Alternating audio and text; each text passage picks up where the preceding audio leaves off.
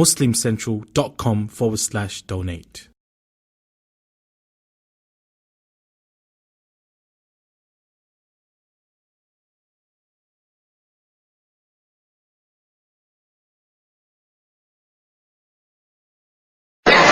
أعوذ بالله من الشيطان الرجيم. بسم الله الرحمن الرحيم. الحمد لله والصلاة والسلام على رسول الله. All praise is due to Allah, and may His peace and blessings be upon our beloved Prophet Muhammad sallallahu alayhi wa sallam. We bear witness that no one is worthy of worship but Allah, and we bear witness that Muhammad sallallahu alayhi wa sallam is indeed His final messenger. I begin by greeting my brothers and sisters, the youth and the elders, by saying Assalamu alaikum wa rahmatullahi wa barakatuh. Jazakallah khair for the invitation, and also Jazakallah khair for picking a topic that is of great importance to our Muslim community, to its present as well as its future. Here is one thing that I like to do every time I go to a masjid. Whenever you're given a khutbah or there is a lecture, I like to look into the audience and see how many are immigrants and how many look like they are people that were either born here or they have accepted Islam sometime during their life. And usually here is what you get. Okay, there is a lot of distraction going on, so please settle down, inshallah. Okay. And here is usually what I like to do. Take a look at the people, take a look at who is present, and that gives you an idea, does this masjid reflect the reality of the demographics of the Muslim community or does it not? Let me put it another way. 40% of us are immigrants.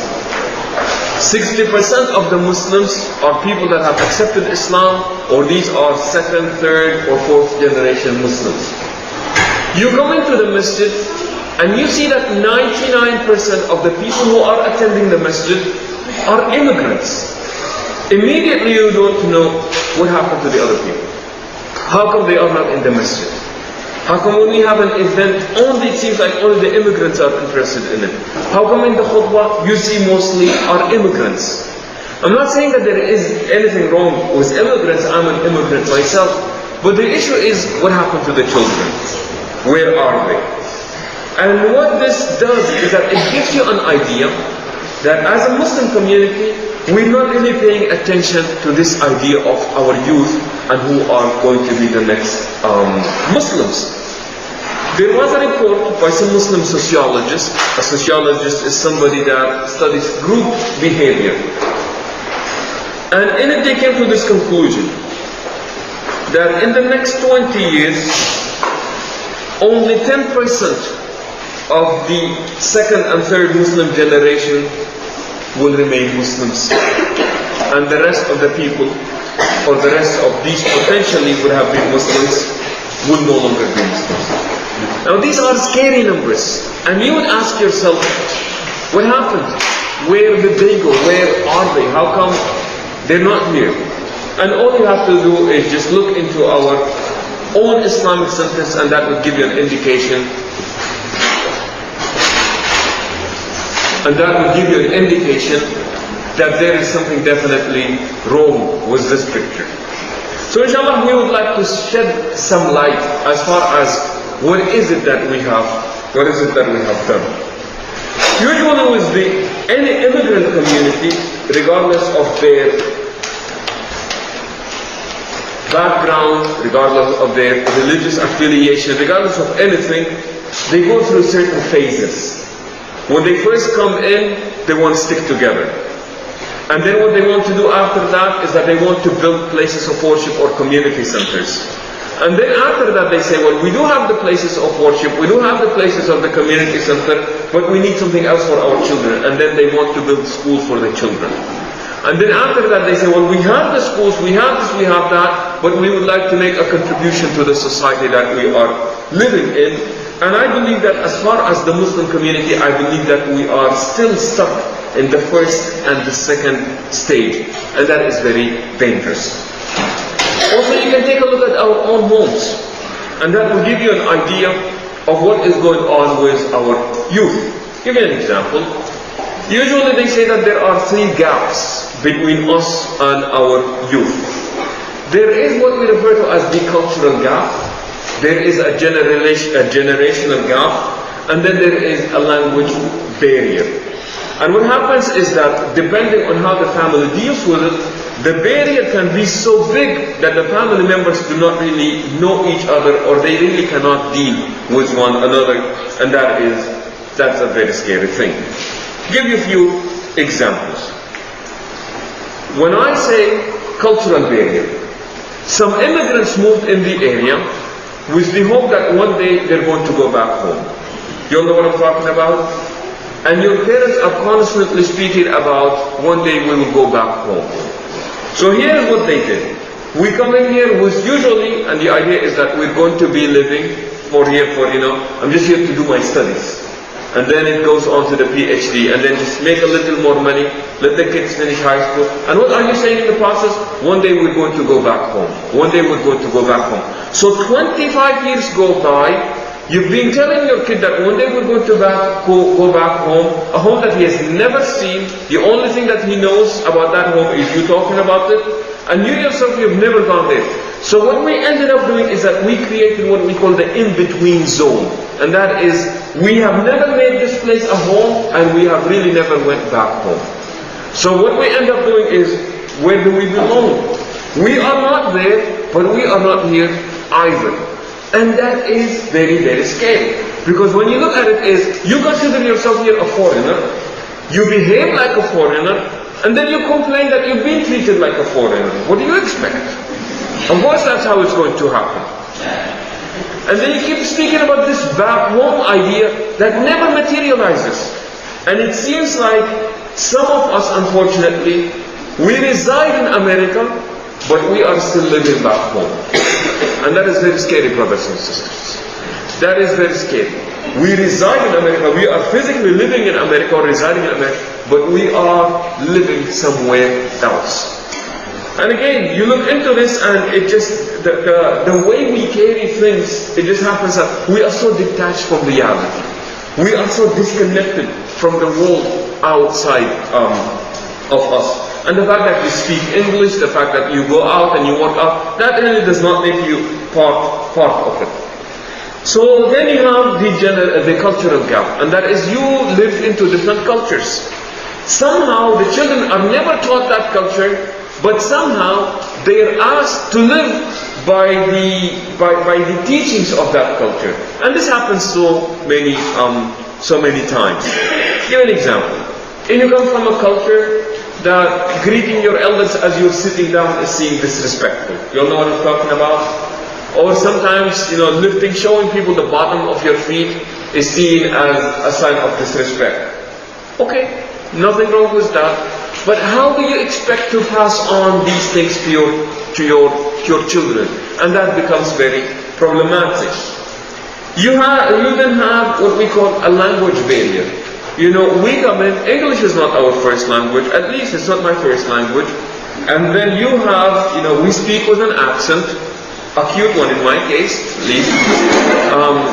But what happens is that there is this language barrier, and if the kid does not speak our language, we don't speak their language, you can see that you just cannot communicate.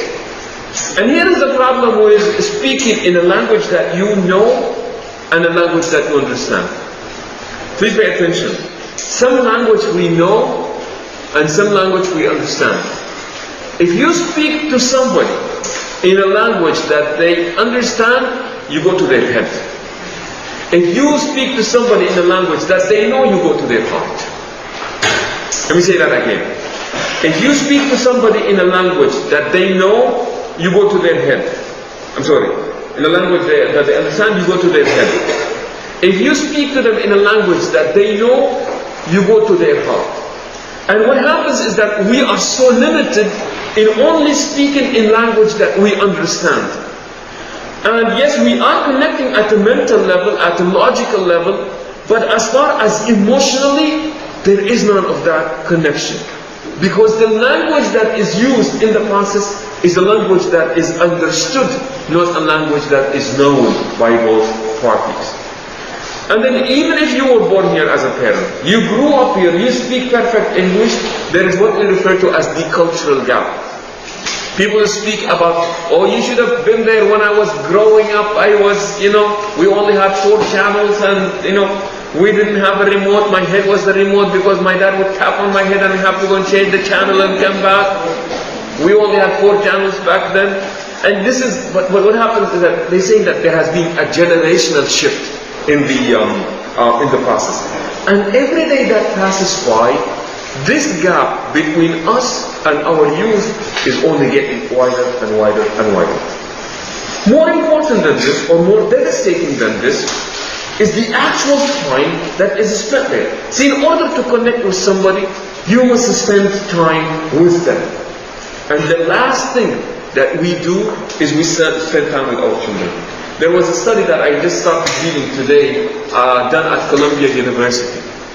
And they were looking into youth that actually have dinner with their parents and youth that do not have dinner with their parents. Now you would think that this is a no-brainer. What does that mean, dinner with your parents? Of course everybody knows how important that is. But in reality, we really do not know that. I have shared some of this with some of you maybe before, or you've heard me say. In a recent study, it was found out that a father spends 17 minutes a day with his children, and a mother spends 34 minutes a day with her children. I love the language of numbers because numbers don't lie, and they are universal. Brothers and sisters, if you sleep 8 hours a day, that is equivalent to 3 months of the year. So we spend 3 months of the year sleeping. Some of us will sleep more, some of us sleep less. But if we sleep 8 hours a day, that is equivalent to 3 months of the year. If you work 8 hours a day, and most people do not really work 8 hours because they leave an hour before, an hour after, that is equivalent to 4 months of the year. Right there you have got 7 months of the year you have not seen your children. You have not seen them. Physically, you have not seen them because you were either sleeping or you were somewhere at work. By the way, 8 months is equivalent to 4. So 5 months now. Now you are left with 9 months of the year you have not seen them. You're left with only 3 months. Take time for the phone call, take time for this, take time for that. They say that it comes down to 17 minutes a day with the father and 34 minutes a day with the mother. That is very scary. Now sometimes we are physically together, but we are not really together, meaning that yes, dad is home, but he is busy doing his project. Or the children are home, but they're busy doing their homework. Or everybody is there, they're watching Desperate Housewives together. Okay? What happens is that yes, you can call this physical togetherness, but there is really nothing that is going on. And especially with television. Television, by the way, is a very scary thing. The thing about television is that it keeps or it brings close those who are far away, and it keeps far away those who are close to us. I'll give you an example. You see natural disasters. Fire in this place, tsunami in this place, earthquake in this place. Now these are people who are thousands and thousands of miles away from us. They interview them on TV. And what do you say? You know their names. You know their address. How many dogs they had. How many cars they lost. You know so much information about them, even though they are living thousands and thousands away from you. It is bringing close those who are far away, but it is keeping away those who are close to us. Because in the process, as we're watching, we're not connecting with these people. To give you an example, do you remember a few years ago when the blackout in the East Coast, in New York and Canada and parts of Pennsylvania, they had no electricity? I was reading some of the comments. What did people do? Because if you have no electricity, you have no internet, you have no TV, there is nothing going on. So this guy, he's talking, he said, I've been married to my wife for 17 years. We spoke more in the past 4 days than we did in the entire 17 years combined. Why is this? Well, when you're sitting there, people just put on the TV, they go onto their internet, they're reading a book, they're finishing a project. But he said, there was nothing else to do besides just sit there and talk. And said, what? We've actually talked more in 4 days than the entire time that we spent in marriage for the past 17 years. And that is very scary, brothers and sisters. That is very, very scary. There was TD, I once met doing some counseling, and this sister said, the first thing I do when I come home is that I turn the TV on. And I said, why do you do that? And she said, it gives me a sense that other people are living in the house with me. And what happens is that sometimes we know the TV characters more than we even know our own family members. You all watch Seinfeld? Maybe Friends? Simpsons? Happy Days? South Park? Yeah. But what happens is that sometimes people know some movie or TV characters so well, better than they know their own family members. And again, that just, it gets very, very scary. Another issue is that because of this cultural gap, the language barrier, the generational gap that we were speaking of, it seems also that sometimes the parents are so disconnected and so detached from what happens in their children's school. Give you an example. If you're a parent, I don't mean to put you on the spot, but please answer the following questions. Have you met all your children's teachers? If you have, please raise your hand. Every single one of them. You actually know them by name and they know you. Every single one of them. That's actually very impressive. See that the dads are really doing a good job there.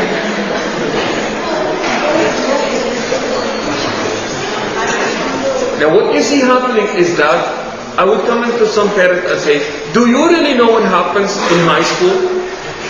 Do you really know what happens in elementary school? Do you really know what happens in middle school? What is the most difficult age for children, by the way? 16. Who's at 30? Who's at 16? Who's at 16? Wrong. 13. Yeah. What is the most difficult? 12. 18. 12 and 14. Why is that? See, now, they say that it is between 9 and 13. Between 9 and 13. Why is this?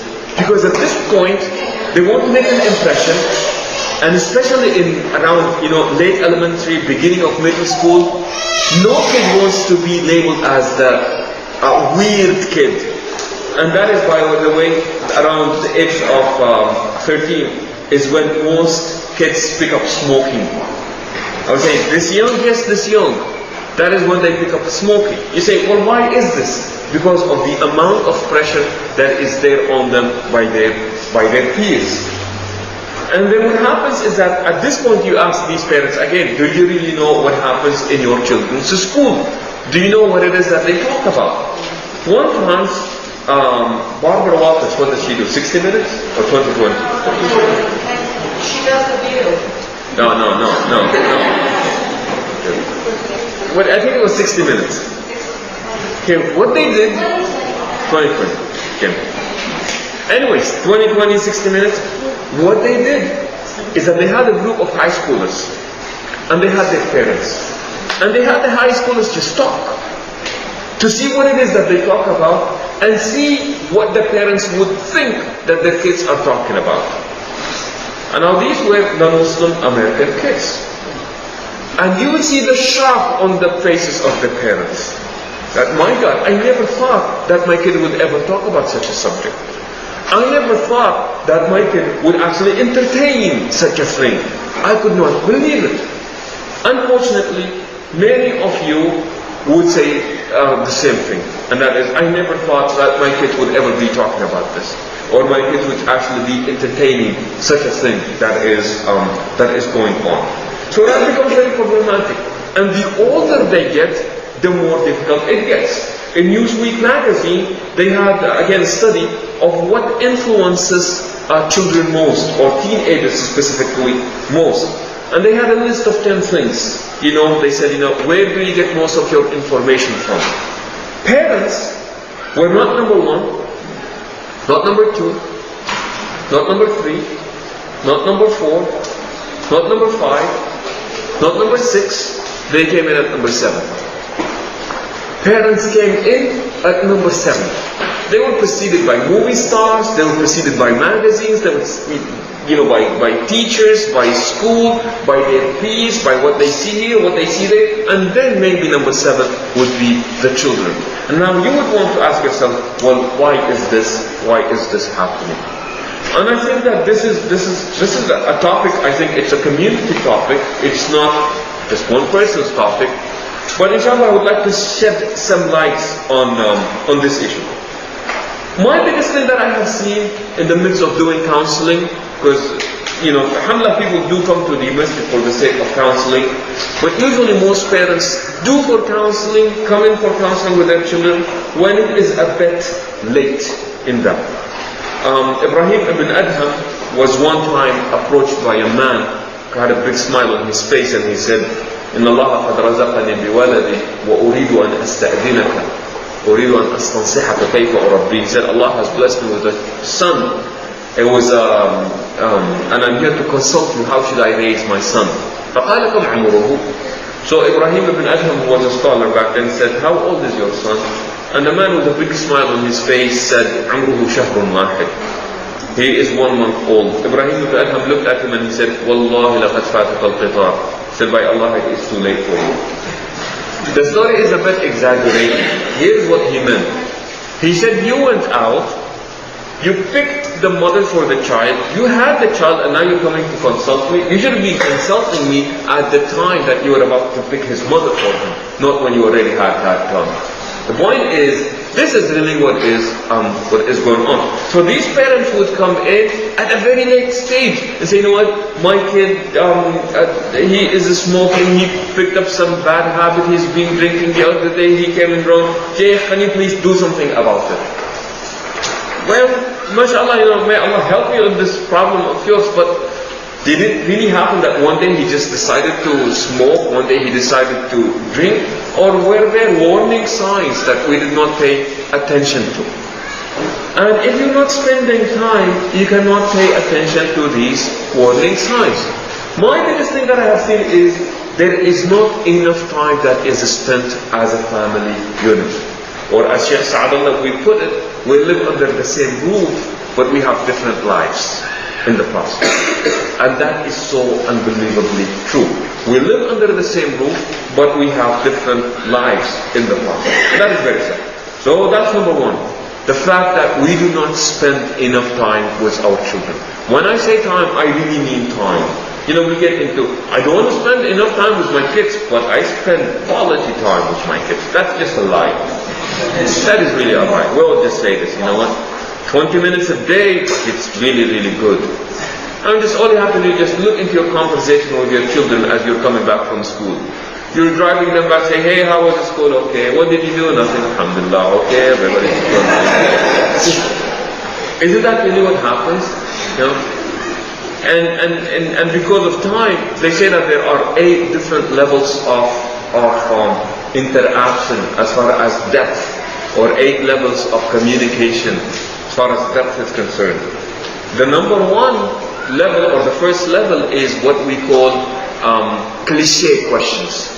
These are questions that you ask and you really don't mean it, and you really don't even listen to the question. You know how you're passing by and you see somebody, hey, how are you doing?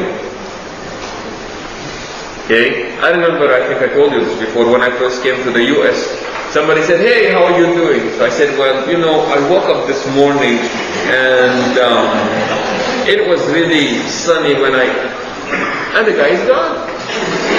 The person is gone. I said, well, what happened? You just said, how are you doing? But that's what we call is a cliché. That's just the stuff that you say out of respect. You really don't mean it. You don't mean the question. And you don't even wait for the answer, because to begin with, the question wasn't really real. It was just, yeah, be polite, be good, and just say, yeah, how are you doing, and all that stuff. Okay. Then they say the second level, or the second depth is, they say that it's about exchanging facts. Did you pay the bill? Did you pay the bill? Because what we want is now, we just want to exchange facts. Did he make that phone call? And then most people, they say they go to bed, and that's how far they've gotten. That's really as far as they've gotten. How are you? Alhamdulillah. Did you pay the bills? Yeah, okay. Alhamdulillah. Everybody goes to bed. Yeah, again, the issue is that not enough time is spent. The sad part, I don't mean to offend anybody. MashaAllah, if you are a father and a mother, you are working, alhamdulillah, good for you. But it seems that sometimes we live in this society where we're constantly wanting to provide what is best, what is better for our children. But in the midst of that, we never know what is missing. Somebody wrote a book and he called it After 17. This guy, for 17 years, did not take a single day off. He did not take a single day off. He was working straight for 17 years. So he came in one time to his son and he asked his son to do something for him, and the son said no. The father was so offended and he said, for 17 years I did not take a single day off because for you, and now you're telling me no? And the son looked at him and he said, Dad, for 17 years you were never home. For 17 years, you're looking at it and saying, I just want really what is best for my children. But in the process, because we get engaged in this cycle where we confuse our wants and our needs, and what happens is that you get into it and then it just snowballs. Because there is always something better than what you have. If you have a house, alhamdulillah, there is always a better house that's for sale. If you have a computer, there is always a faster computer. If you have a TV, there is always a bigger and a better TV. What do you have now? The plasma or the high definition TV? What do you have at home? 64-inch TV? You know what? There is a 72-inch TV that just came out. Now everybody would want that. And in the process we get into this cycle of always wanting to improve the lifestyle, not the quality of the life that we have, but rather the style of the life that we have. And what we end up doing is that we sacrifice the quality for the sake of the style. And that is problematic, brothers and sisters. Yes, on the surface, it looks like we are creating this beautiful lifestyle, but in reality, the quality of that lifestyle really stinks. I was once counseling a teenager. His parents, mashallah, very well-to-do, very wealthy, hard-working parents, and they did very well in providing for their children, bought him a new car, gave him money, and they said, all you have to do is just go to school. That's all we ask for, just go to school. Anything and everything else is paid for, you don't need to worry about it. The son was caught selling marijuana. He was caught selling marijuana. So here I am, talking to the parents, and I said, well, what is going on? And the father said it, with so much regret and resentment, and he said, every day I wake up in the morning, including the weekends, at 7 o'clock I will be at my job, and I come back by 9 o'clock, and I'm very tired for this kid. And yes, and the mom, well, we do the same thing. I wake up at 7 o'clock, I have to be there by 9 o'clock, I am back home, and we're all doing it for the kid. I said, who was raising your children? If you are out between 7 and 9, 7 days a week, who was raising the children? What we provided for them? Look at him, he is driving a car that his friends are not driving, he goes to this prestigious school, he's got this, he's got... Fine, I see that you have provided a very good lifestyle, but I question the quality of the life that you are providing for them. A father comes, tells me that, it's summertime, I give my son $2,000 and I say, go into the stock market and see what you can do with it for the summer. I say, brother, that is very good, mashallah. You are teaching your children how to make a living, but do they know how to make a life? They know how to make a living, but do they really know how to make a life? And again, we get into this cycle and this cycle and this cycle. But bottom line is this. If you want to have a better relation, and you must have a better relationship, you must spend time. If it means that you have to sacrifice the style of your life to save the quality of your life, please do it. But you must spend time with your children. The second issue is, the idea of what is home for us. as an immigrant community, we are so confused with this. Let me ask the youth this. How many of you were born in America? How many of you were born in the US? The youth? Okay, thank you. Put your hands down. How many of you are Americans?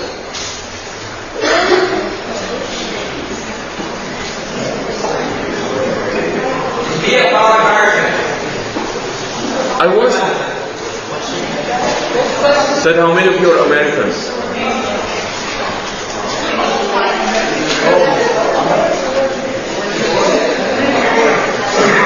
Okay. One time, we had about, I would say maybe 40 youth. And I asked the same question. I said, how many of you were born in the US? All of them except who raised their hands. And then I said, how many of you are Americans? Everybody put their hands down. And I looked at one of them and he said, tell me, where are you from? He goes, well, my mom is from Wisconsin and my dad is from Palestine. I said, okay, good. So where are you from? He said, well, my mom's from Wisconsin and my dad is from Palestine. I said, mashallah, very good for you. Now, where are you from? And for the third time he said, my mom is from Wisconsin and my dad is from Palestine. I said, but where are you from? See, what happens is that we're confusing many things.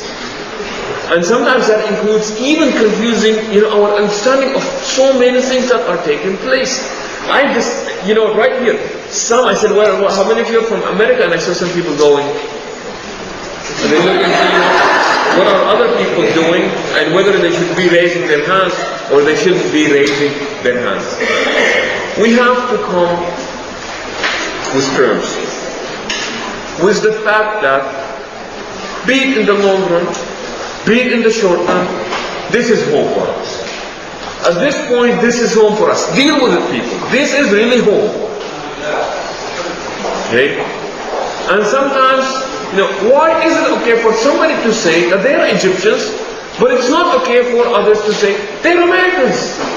Or why is it okay for them to say they come from this place, but it's not okay for others to say they're from this place? And that is why I have a problem with people who say, when we go back home, we're going to be better Muslims. You hear this a lot. When we go back home, we're going to be better Muslims. I have a problem with that. Because in the Quran Allah says, لِلَّهِ مَا فِي السَّمَاوَاتِ وَمَا فِي الْأَرْضِ. That to Allah belongs whatever is in heaven and whatever is on earth. Meaning that you are always, and you always have the potential of being a good servant of Allah, regardless of where you are. And that is why one time a man by the name of Hudayt came to the Prophet, peace be upon him. He was in Mecca, he was a Muslim, his community were non-Muslims, and they told him, Hudayt, we know you became a Muslim, you can still, live with us, we like you.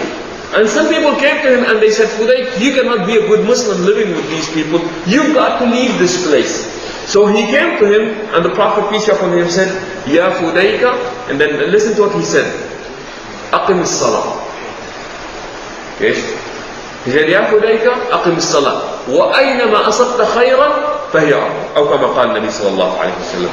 He said, of Hudayt, wahjur as-su. He said, of Hudayt, do two things. He said, establish your salah and shun evil and reside wherever it is that you wish. The conditions are that your ability to establish salah and provide for your morality, and the other thing is that your ability to shun away evil. And then he said, the land, al-ardu lillah, al-khalqu khalqullah, wal-biladu biladullah, fa'aqim minha haythu shi'ta. But we have to come in terms with this, that this is home. So let us treat it as if this is home, people. Whether it be permanent, whether it be temporary, this is going to be home, so deal with it. And because when we are in this state of foreigners, that's what we create. Oh my God, I don't even know where I am from. I'm so confused about something like this. And really, we do not want that. A third point that I think is also very important, and I get this from the youth that I deal with, is that many youth would tell us that parents do not listen. My parents do not listen to me. One time, a kid was asked to describe his father. He said, well, in 2 words or in 1 word, how would you describe your father? He said, big mouth.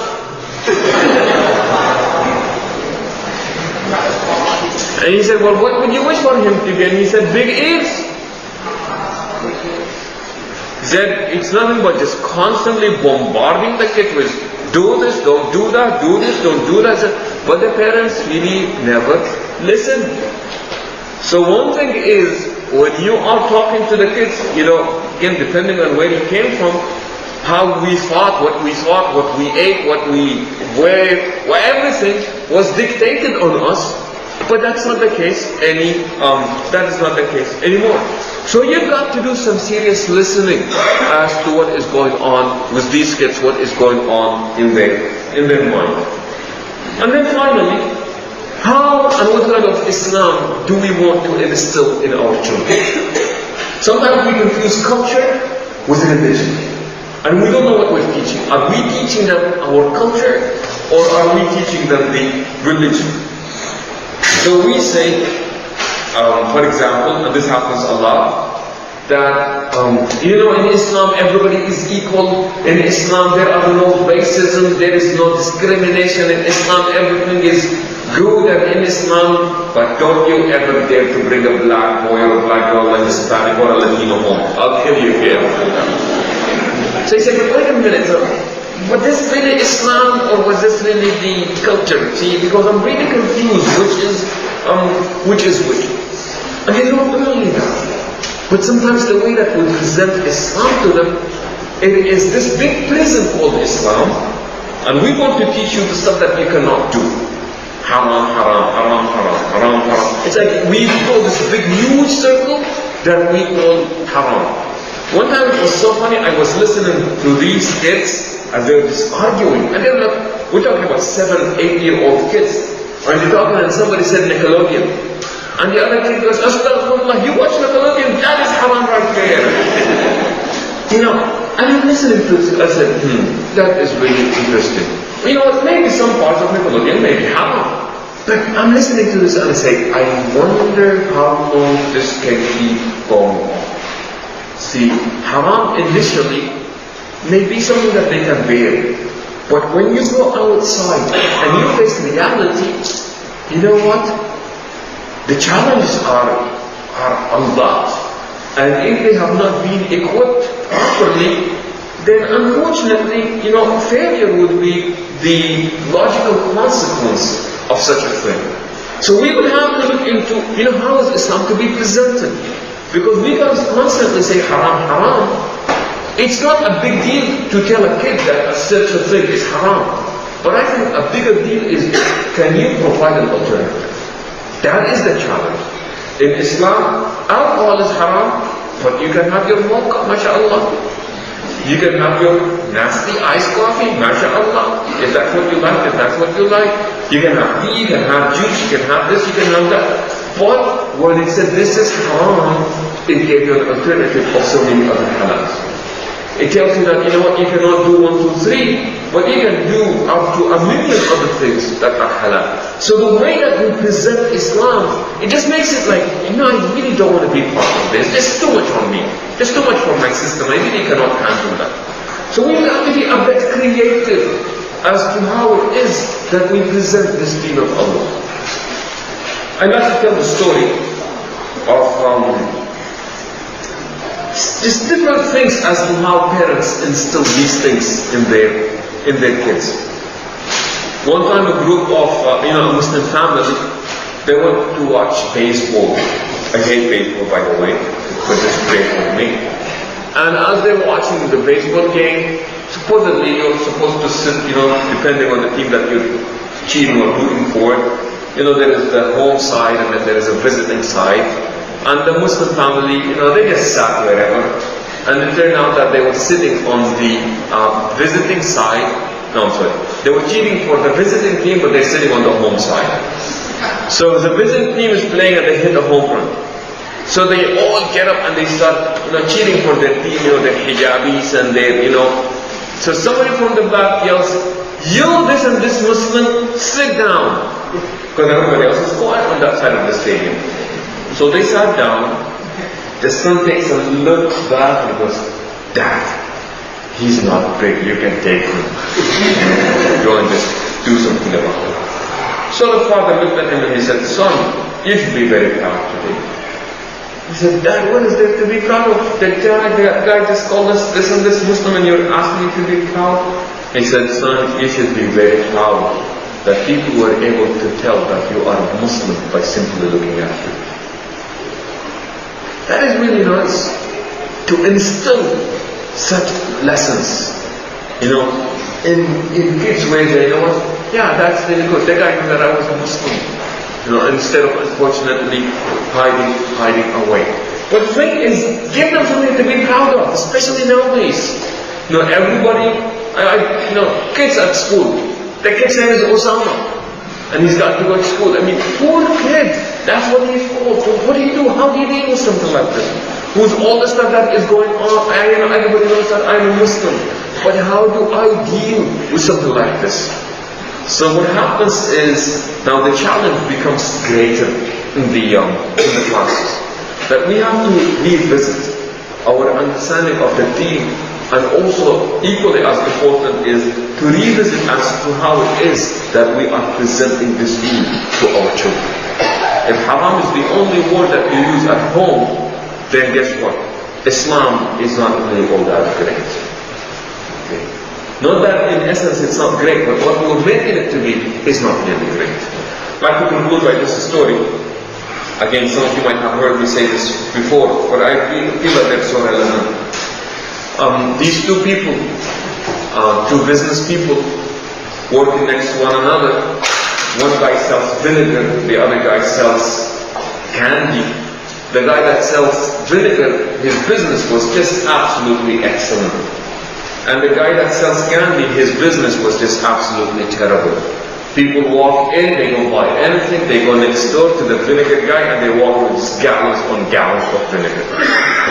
So 6 months down the road, the guy decides to close down his candy business.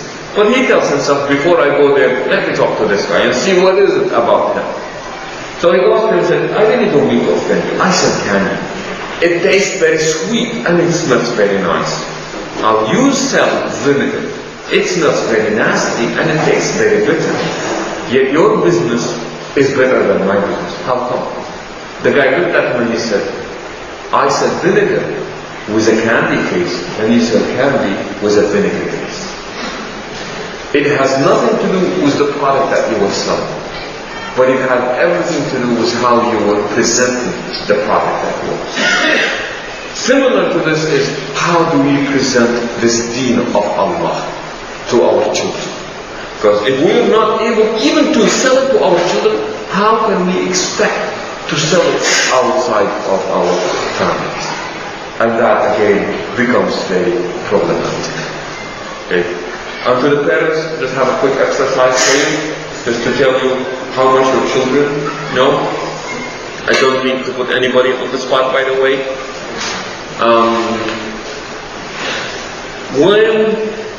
Can anybody give me like the Prophet's 3 names, like the first 3 names, him, his dad, and his grandfather? You. The Prophet's like first names. Muhammad. Once I asked this kid, what's the Prophet's last name? He goes, Sallallahu Alaihi Wasallam.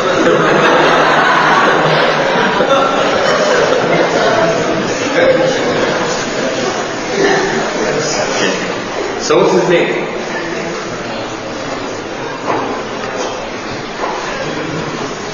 Anybody? His name? Okay. How many of you know that? Okay, Muhammad ibn Abdullah ibn Abdul Muttalib. What about his mom's name?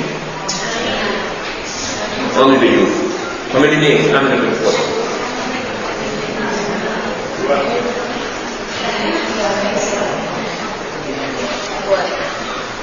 What is her father's name? What was her father's name? The Prophet's mother.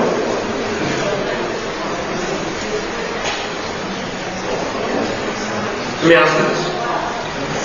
What number is Michael Jordan's jersey? 23.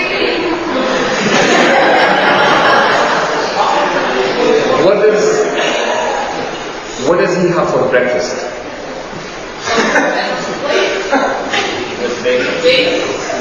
Now, what does he have for breakfast? Come on, you've seen the commercial. Oh, milk. Wheaties, yes.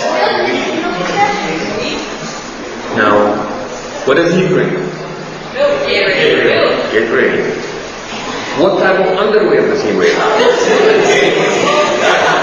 Hanes, right? Like any man in this?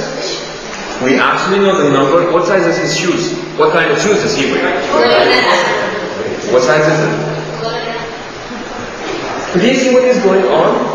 We actually know so much about this guy, including what type of underwear he wears.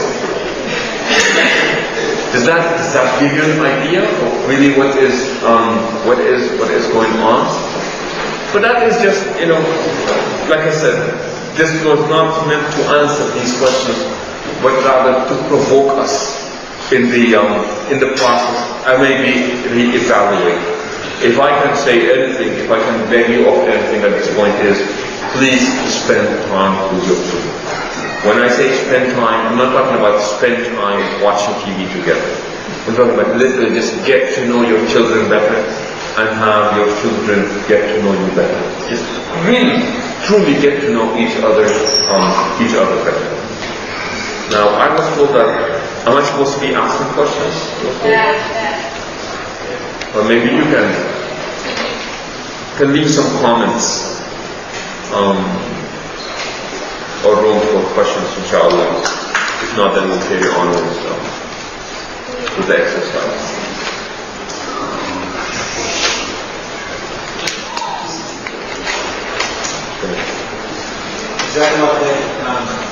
What's your opinion about disciplining children? Beat the suckers.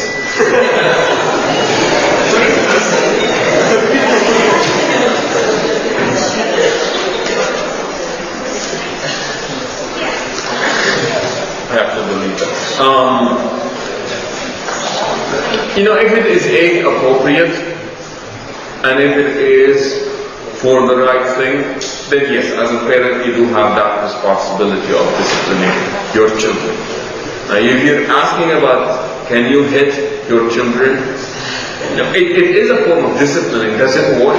Again, it really depends. If you hit the child because they spilled milk, but the kid is only 2 years old, he doesn't have his muscles together yet, and you think that hitting them is the appropriate punishment, have a serious problem with that. So it depends on what is being used and how it is being used and at what time is it being used.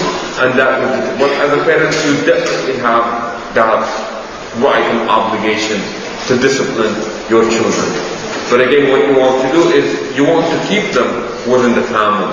Because sometimes parents can go so overboard with disciplining their children that I know many stories, actually horror stories, about kids that just ended up leaving their rooms. They just said that this is not an environment that we want to live in. It got so bad, they just left. Simply because the parents could not handle the disciplining part properly. And that becomes very problematic.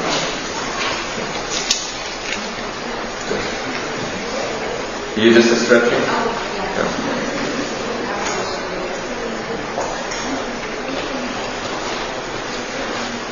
That's a question. I said that you mentioned that there are 8 levels of interaction depth. What are they? You only want to what they're talking about here? There is a lecture that we do with Sheikh Sadallah and myself at Waaz Living, and we do talk about this. Remember this, that communication is the transferring of information between two people. And then you speak about there is one entity, another entity, and the medium that you use in between. But when we speak about the depth is, what is it that you are really talking about? Like I said, there is the cliche part, I won't mention all of them, but then there is the exchanging facts part, and then exchanging ideas. That is a deeper level. And then there are exchanging of feelings. I feel this way, I feel that way. And then there is a level where you actually understand what is being conveyed as far as feelings are concerned by the other party. And then there is even one of the deep levels is feeling with the other person, what we call empathy. So what happens is that in order to accomplish this, people would have to be so comfortable, and they would have to take the time in getting there. But then unfortunately, that is so unbelievably rarely done in the process. And that is, again, that is very problematic when people do this. Also similar to this is what the Quran says about, not necessarily about the communication part, but what Allah subhanahu wa ta'ala refers to as Ar-Rahman, 'allama al-Quran, khalaqa al-insan, 'allamahu al-bayan, that the most merciful master of the Quran created man, on talking the concept of bayan. And that is, bayan means to clearly understand and then